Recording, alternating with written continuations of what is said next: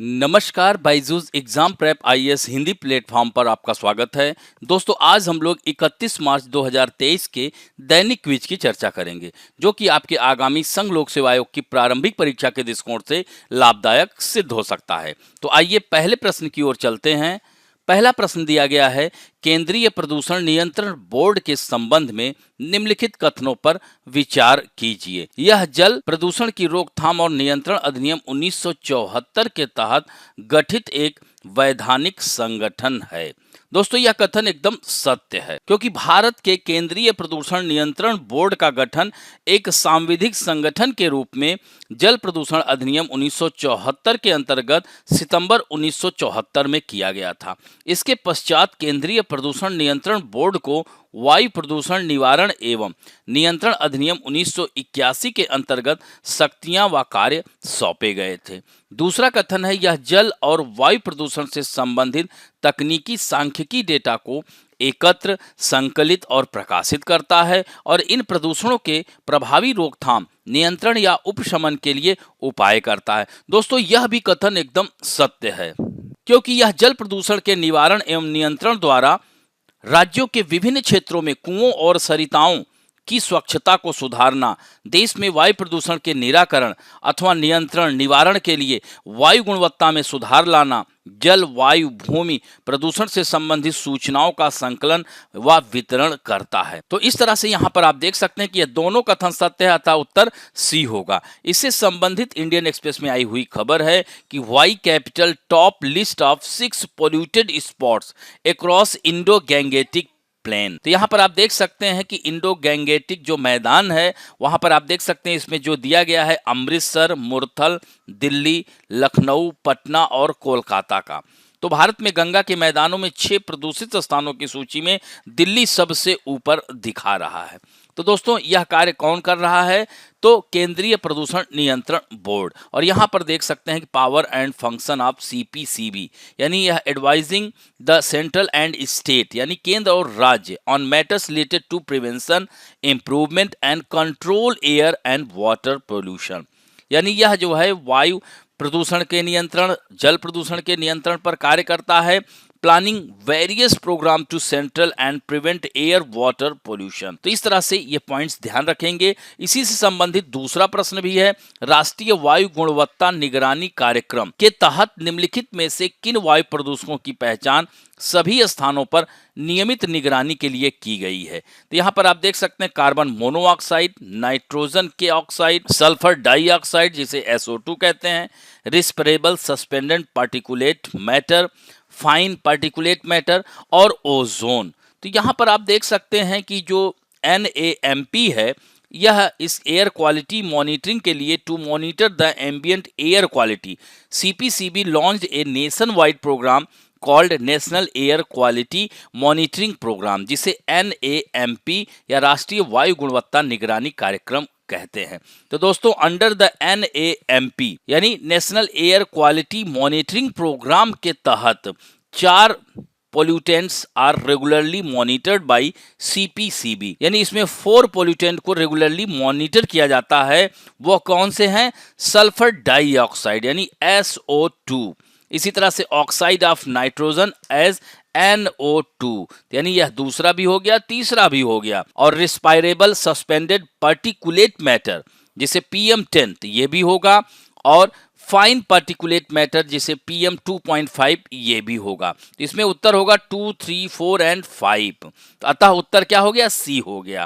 तो यहाँ पर देख सकते हैं, यहाँ पर यह पॉइंट दिया गया है, एक ही खबर से दोनों प्रश्नों को लिया गया है। अब बढ़ते हैं तीसरे महत्वपूर्ण प्रश्न की ओर।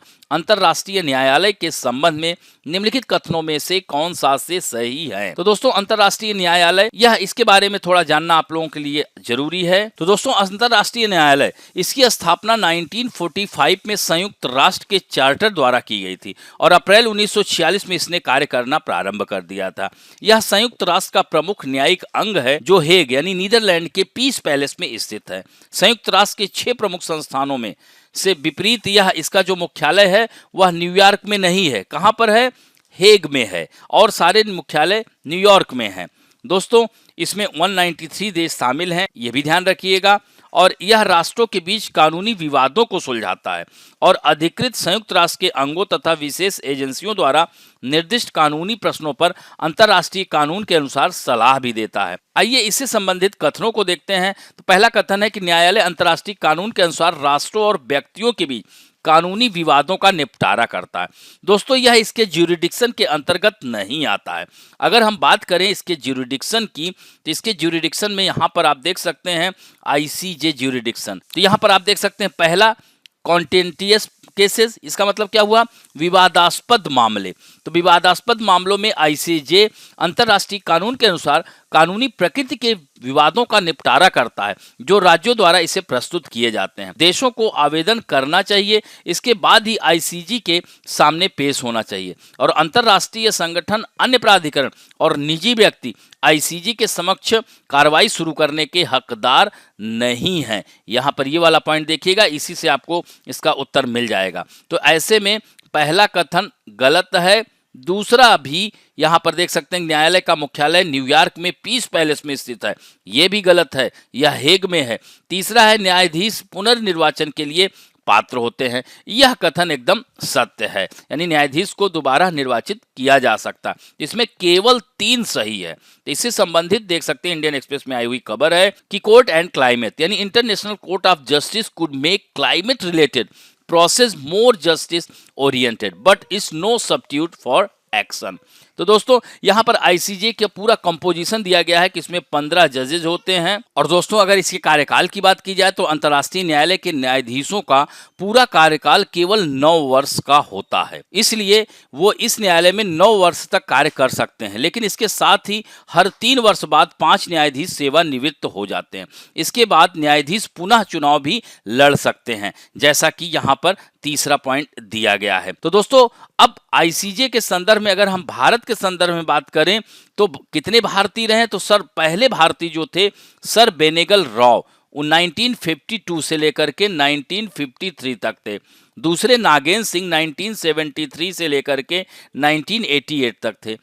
तीसरे जो है रघुनंदन स्वरूप पाठक 89 से 91 और चौथे दलबीर भंडारी जो कि 2012 से न्यायालय के सदस्य रहे हैं। अब बढ़ते हैं, प्रायः चर्चा में रहने वाली 38वीं समानांतर रेखा सीमांकन करती है कजाकिस्तान और अजरबैजान के बीच, तुर्की और सीरिया के बीच, उत्तरी और दक्षिणी कोरिया के बीच, सूडान एवं दक्षिणी सूडान के बीच। तो दोस्तों इसमें उत्तर होगा उत्तरी और दक्षिणी कोरिया के बीच। दोस्तों 38वें समानांतर में लोकप्रिय नाम यानी 38 डिग्री नॉर्थ, इसको कहेंगे लैटिट्यूड, को दिया गया है जो पूर्वी एशिया में मोटे तौर पर उत्तरी कोरिया और दक्षिणी कोरिया का सीमांकन करता है। तो दोस्तों द्वितीय विश्व युद्ध के अंत के निकट पोट्सडैम सम्मेलन ये कब हुआ था, जुलाई 1945 में।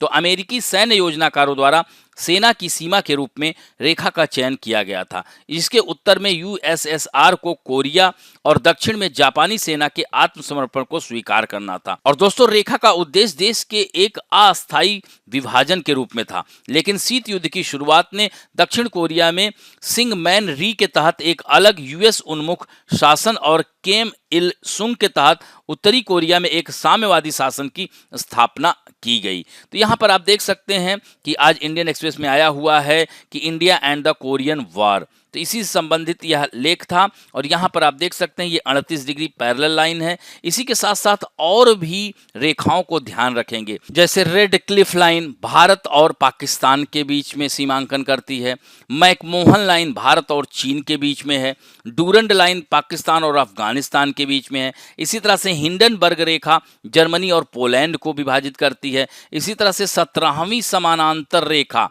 उत्तरी वियतनाम और दक्षिणी वियतनाम के बीच है। इसी तरह से 49 डिग्री पैरेलल लाइन याद रखेंगे विश्व की सबसे शांत यह सीमा रेखा है, यूएसए और कनाडा के बीच में है।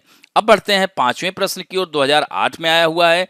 निम्नलिखित में से किसने न्यू लैम्प्स फॉर ओल्ड नामक लेखों की एक श्रृंखला में भारतीय राष्ट्रीय कांग्रेस की उदारवादी राजनीति की व्यवस्थित आलोचना की है? दोस्तों यह उत्तर होगा सीधे सीधे अरबिंदो घोष की बात की जा रही है, यानी भारतीय राष्ट्रीय कांग्रेस के उदारवादी राजनीति की व्यवस्थित आलोचना अरबिंदो घोष ने न्यू लैम्प्स फॉर ओल्ड नामक लेखों की एक श्रृंखला में की थी।